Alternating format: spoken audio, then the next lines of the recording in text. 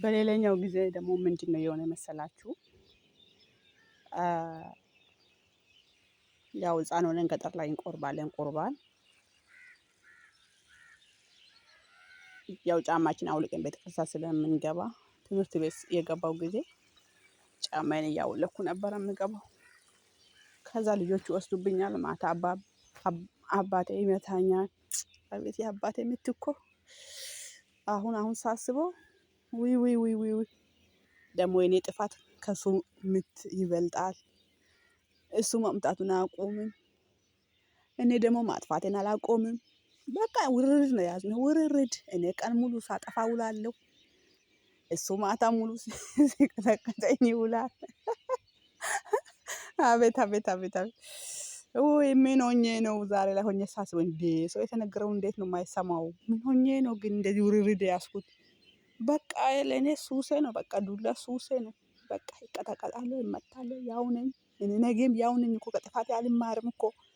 እንዴ ምን አይነት ነው ሰው ነኝ ግን እኔ? እንዴ ሰው አንድ ቀን ሳይደበደብ አይውልም። በጭራሽ ውዬ አላውቅም። በቃ ቁርስና ምሳ እራት በሉት በቃ ሰው ሳይበላ ይውላል አይውልም። እኔም እንደዛ ነበርኩ።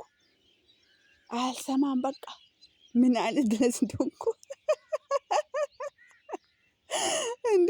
የአሁኑ ልጅ እኮ በቃ የሆነ ነገር ስትናገረው እኮ በቃ ይሰማል እኮ። አሁን የኔ ልጅ ይሰማል። ተው ከተባለ በቃ ተው ነው በቃ። እኔ የለውም ግን ታዲያ እኔ ያኔ ያሳለፍኩትን ዛሬ ልጅን ለምንድን ነው የማትሰማው ምናምን ነገር ልል እችላለሁ? አልችልም። ምክንያቱም አውቀዋለሁ እንዴት እንደማይሰማ ማለት በቃ ከመጀመሪያው የሚሰማ ልጅ አለ፣ የማይሰማ ልጅ አለ። በቃ እንደዛ ነው። ያው ከላይ ነው ትእዛዙ ነው የሚባለው። እና ወደ ጉዳይ ስመለስ ጫማ እላው ላይ ቀይ አበባ ናት ጫማ ያው የሚገዛልኝ ቀይ አበባ ኮንጎ ነው። ኮንጎ አቤት አቤት አቤት! ኮንጎ ውስጥ ውሃ የጨመረ ሰው አለ? ውሃ ጨምሮ የሚለብስ ማለት ነው። እንደኔ በጣም ነው የምወደው። ቅቤስ ተቀብቶ ትምህርት ቤት የሚሄድ ጀግና ቅቤ ተቀብቼ እንግዲህ በአሁን ሰዓት እስቲ ቤት ውስጥ እንኳን ሰው ቅቤ ተቀብቶ ሰከንድ አያቆይም፣ 30 ደቂቃ በኋላ ይታጠባል። እኔ እኮ ሳምንት እስከ ሳምንት ላዩ ላይ ቅቤ ድፍድፍ አድርጌ ነበር ትምህርት ቤት የሚሄደው። ልጅነትን አስቡት እንግዲህ የልጅነት ነገር ምንም አይመስለኝም። በቃ ልክ ሽቶ እንደተቀባው ያህል ነው የሚሰማኝ የነበረው። በዛ ላይ ደግሞ ትምህርት ቤት ያው ብርቄ ነበረ፣ በጣም ብርቅ ነበረ ለእኔ ትምህርት ቤት እና እንደዚህ ነበር ጊዜን ያሳለፍኩት። ያው ጫማዬ ይሰረቅብኛል፣ እኔ አወጣለሁ ይሰረቅብኛል። ከዛ ሌላው ደግሞ ምንድን ነው ደብተር።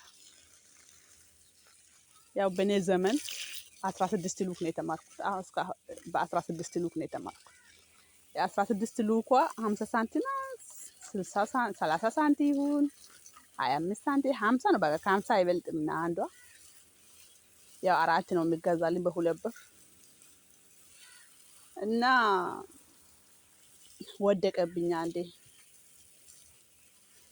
እኔ ሙልጭ አድርጌ ያው ውሃ አለ፣ ክረምት ነው መስከረም ነው። ያው እንደወረድኩ ነው ያለሁት፣ እንደተወለድኩ ነው ያለሁት። ምንም አይነት ያልገባኝ ማለት ነው። ከዛም በኋላ ሙልጭ አድርጌ አጥቤ ይሄ መዳበሪያ የእህል መዳበሪያ የሚዘራበት ወረቀት በሱ ነበር ሰፍተን ነበር በሱ የምንይዘው። እጥብጥብ አድርጌ 4ቷን ደብተር ማለት ነው በአንድ መለካ የማትሞላ ወረቀት አድርጌ ደብተሬ ውስጥ አድርጌ ግብት ወደ ቤት። እንግዲህ ይሄንን እንደምን ትለዋላችሁ? ይሄንን ከዛም በኋላ ገባው ወደ ቤት። ያን ቀን የተመታው ዱላ ውይ ውይ ውይ ውይ ውይ! አይነገርም አይነገርም። በነገራችን ላይ ይሄ ሂና ነው፣ በጣም ቆንጆ ሂና ነው ይሄኛው። ያው እኛ ቤት አለ።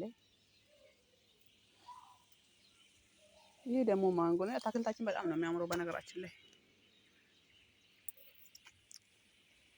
ሌላውን ክፍል ደግሞ ያው ከተወለድኩ ጀምሮ እስከ ዛሬ ያለውን ታሪክ በቀን በቀን እነግራችኋለሁ። እናንተ ሰብስክራይብ ላይክ አድርጉልኝ፣ ሰብስክራይብ አድርጉ፣ ቪዲዮዬን ተመልከቱ። ሰላም እደሩ። ቻው